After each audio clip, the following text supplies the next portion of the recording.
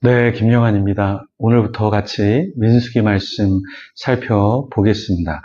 오늘날 교회는 상당히 민주적이어야 한다. 이렇게 이야기하고 또 생각하고 행동합니다. 교회 성도들 의견 하나하나가 중요하기 때문에 그 의견이 잘 수렴돼서 교회가 앞으로 나아가야 한다. 형성돼야 된다. 이런 생각이 있죠. 그런데 오늘 민수기 1장을 보면 인구조사 내용이 나오는데요. 그 내용에 보면 이스라엘 공동체는 상당히 비민주적이었습니다.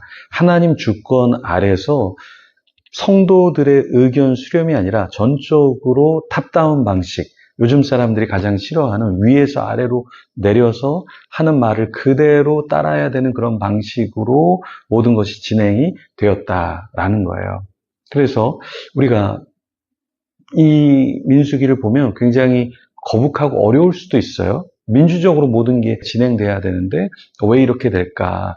그런데 우리가 여기서 기억해야 할 것은 무엇이냐면 민수기 1장은 이스라엘 백성이 광야 생활 초기에 있었던 인구조사 내용을 담고 있는데요. 이 인구조사를 하는 그 목표가 뭐냐? 가나안 땅을 정복하기 위한 군사적인 준비에 초점이 있었다라는 거예요. 그래서 탑다운 방식이 있었고 또 다른 것은 무엇이냐면 이 인구 조사를 통해서 20세 이상의 전쟁에 나갈 수 있는 남성들을 중심으로 무엇을 해야 됐느냐? 전쟁을 해야 했죠. 그래서 하나님이 주신 그 명령, 가나안 땅으로 가는 것을 이루어야 했죠. 그래서 이러한 내용들이 있기 때문에 민주적인 방법은 아니고 하나님이 명령하신 대로 따라서 전쟁에 승리하고 주어진 사명을 감당해야 하는 그런 상황 가운데 있었다라는 거예요. 그리고 또 오늘 본문을 보면서 좀 특이점은 무엇이냐면 레위 지파는 인구조사에 제외됐다는 거예요. 이것도 오늘날의 민주적인 방식으로 보면 아니 왜 레위 지파가 목회자 같이 열심히 섬기는데 왜 제외가 돼? 그런데 하나님의 뜻이 있었다라는 거예요. 무엇이냐면 하나님은 이 레위 사람들이 성막을 관리하고 예배에 집중하기를 원했다라는 것입니다. 오늘날 일하는 목회자들이 있는데 이스라엘 공동체를 보면 레위 지파는 성막 관리 외에는 아무 일도 하지 않았어요. 구약의 레위 지파는 땅도 분배를 받지 않았습니다. 경제적으로 누릴 수 있는 게 다른 사람들에 비해서 많지 않았습니다. 그럼 이런 관점에서 우리가 민수기 1장을 보면 민수기 1장에는 몇 가지의 큰 사건들이 있는데 큰 내용들이 있는데 첫 번째는 뭐냐면 인구조사 명령이 있었다라는 거예요. 1절에서 4절에 하나님이 인구조사 명령을 내리시죠. 1절에 이스라엘 자손이 애굽 땅에서 나온 후 둘째 해 둘째 달 첫째 날에 여호와께서 시내 광야 회막에서 모세에게 말씀하여 이르시되 너희는 이스라엘 자손의 모든 회중 각 남자의 수를 그들의 종족과 조상의 가문에 따라 그 명수대로 계수할지니 이스라엘 중 20세 이상으로 싸움에 나갈 만한 모든 자를 너와 아론은 그 진영별로 계수하되 각 지파의 각 조상의 가문의 우두머리 한 사람씩을 너희와 함께 하게 하라. 이렇게 말했습니다. 자, 여기 보면 이스라엘 땅이 애굽에서 나왔죠. 나온 후에 둘째 달, 첫째 날, 그러니까 2년 2개월 첫째 날에 하나님께서 시내 광야에서 회막에서 모세를 불러서 말씀을 하신 거예요. 그래서 무엇을 명령하셨습니까? 회중의 각 남자의 수를 종족, 조상의 가문에 따라 계수하라 이렇게 말씀하셨죠. 그리고 이스라엘 사람들 중에서 남자 중에 20세 이상의 싸움에 나갈 만한 모든 자를 진영별로 계수하라 이렇게 명령하셨습니다. 그리고 각 지파의 각 조상의 가문의 우두머리 한 사람씩을 4절에 보면 너희와 함께 하라. 그래서 협력해서 이 사역들을 감당하라 이렇게 말했습니다. 자, 하나님께서 모세와 아론에게 이스라엘의 모든 지파에서 20세 이상 남성을 조사하도록 하신 이유는 무엇이죠?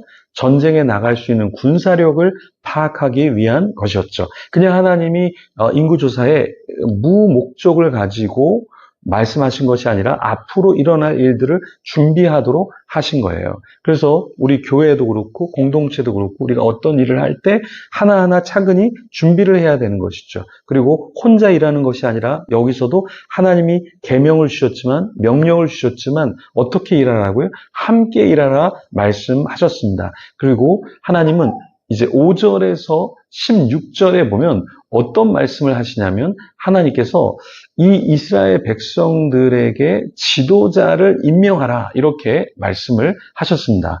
여러분, 각 지도자를 세우라고 이렇게 말씀하시면서 그 사람들이 모두가 다 민주적으로 일을 하는 게 아니라 그 지도자 한 명을 통해서 일이 진행될 수 있도록 이렇게 하나님께서 말씀하셨다라는 거예요. 그래서 5절에서 이 16절에 보면 지도자들을 임명하는 게 나와요. 그러니까 대표적으로 5절에 보면 너희와 함께 설 사람들의 이름은 이러하니 루벤 지파에서는 수데울의 아들 엘리수리요. 그러면서 시므온의 지파, 유다 지파, 8절에는 이사갈, 9절에는 수불론, 10절에는 요셉, 11절에는 베냐민, 12절에는 단 지파, 13절에 아셀 지파, 14절은 갓, 15절에는 납달리, 16절에는 그들은 회중에서 부름을 받은 자요, 그 조상 지파의 지휘관으로서 이스라엘 종족들의 우두머리라. 이렇게 해서 하나님이 그 종족의 우두머리를 선별해서 뽑아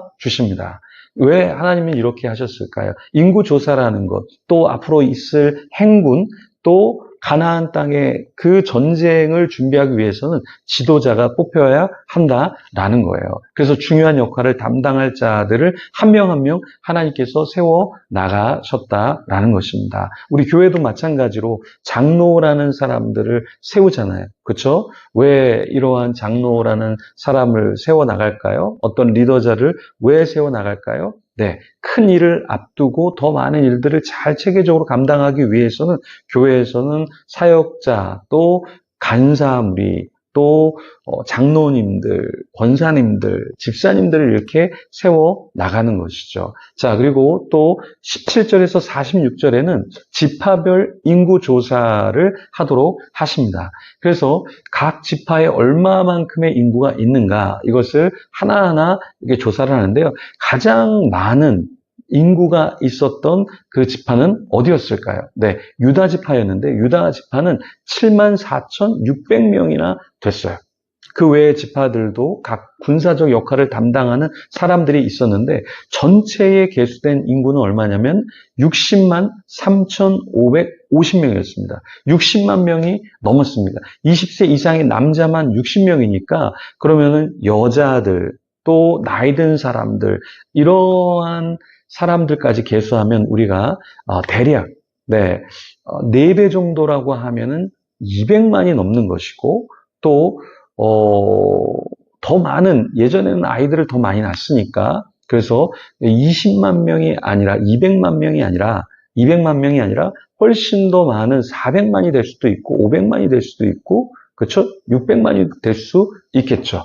그래서 적은 수의 무리는 아니었다라는 것을 오늘 본문에서 우리가 알 수 있습니다. 여기서 레위 지파의 구별이 47절에서 53절에 기록이 되어 있습니다. 47절에 그러나 레위인은 그들의 조상의 지파대로 그 계수에 들지 아니하였으니 48절 이는 여호와께서 모세에게 말씀하여 이르시되 49절 너는 레위 지파만은 계수하지 말며 그들을 이스라엘 자손 계수 중에 넣지 말고 이렇게 말하고 있습니다. 왜 그러셨을까요? 50절에 그들에게 증거의 성막과 그 모든 기구와 그 모든 부속품을 관리하게 하라. 그들은 그 성막과 그 모든 기구를 운반하며 거기서 봉사하며 성막 주위에 진을 칠지며 이렇게 하나님께서는 레위인을 특별히 구별하셔서 너네는 비즈니스를 하지 마. 너네는 밖에 나가서 일을 하지 마. 너네는 이 성막 안에서 그리고 성막의 기구들 그리고 제사 드리는 거 그리고 운반하는 거 여기에만 봉사하고 여기에만 집중해 이렇게 이야기했습니다. 오늘날 우리가 이 말씀을 적용해 보면 참 일하는 목회자들이 굉장히 많습니다. 그런데 일하는 목회자들, 이중직을 가진 자들의 굉장히 어려움은 무엇이냐면 말씀 사역에 집중할 수 없다라는 거예요. 전도 사역에 집중할 수 없다라는 거예요. 찬양 사역에 집중할 수 없다라는 거예요. 교회에 집중할 수 없다라는 거예요. 물론 재정적인 것을 위해서 일할 수 있습니다. 일할 수 있어요. 그런데 우리가 놓치지 않아야 될 것은 무엇이냐? 내가 이 예배 사역을 잘 감당하고 있는가? 이것을 우리가 좀 고민을 해야 한다라는 거예요. 그래서 어떤 분이 이단에 있다가 이제 빠져나와서 집 앞에 있는 개척교회를 이렇게 갔는데 수요 예배 때 성도들이 이렇게 몇 명 안 되지만 누구를 기다리고 있냐면 일하러 나간 목사님이 예배에 오기까지 기다리고 있다라는 거예요.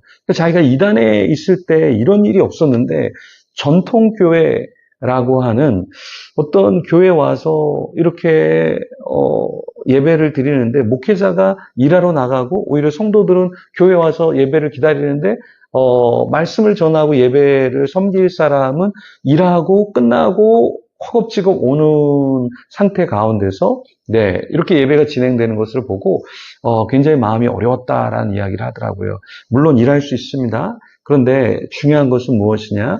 성막을 떠나지 않고 말씀을 준비하는 일에 우리가 게을러서는 안 된다라는 것이죠. 그래서 이 민수기 1장을 통해서 우리가 배울 수 있는 게 굉장히 많았습니다.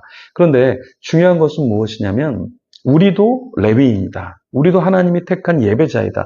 그러니까 예배를 중심으로 우리가 살아야 되는데 예배가 아닌 것을 중심으로 자꾸 우리가 움직이게 되면 우리의 신앙도 약화가 되고 하나님이 우리를 구별해 주셨는데 전혀 구별됨이 없이 이 땅에서 살아갈 수 있다라는 것입니다. 그래서 여러분 우리가 이 민수기를 묵상하면서 하나님의 부르심이 무엇인가, 우리의 영적 전쟁은 무엇인가, 어떻게 준비해야 되는가 그것을 계속해서 좀 고민하면 좋겠습니다. 오늘 기도할 때 하나님 내가 레위인으로 또 하나님이 출애굽시키셔서 빼내주셔서 약속의 땅으로 가는 나그네인데 그 삶을 온전히 살아가는 제가, 우리 가정, 식구들이 또 교회 공동체가 되도록 같이 기도하며 하나님 앞에 나아가겠습니다.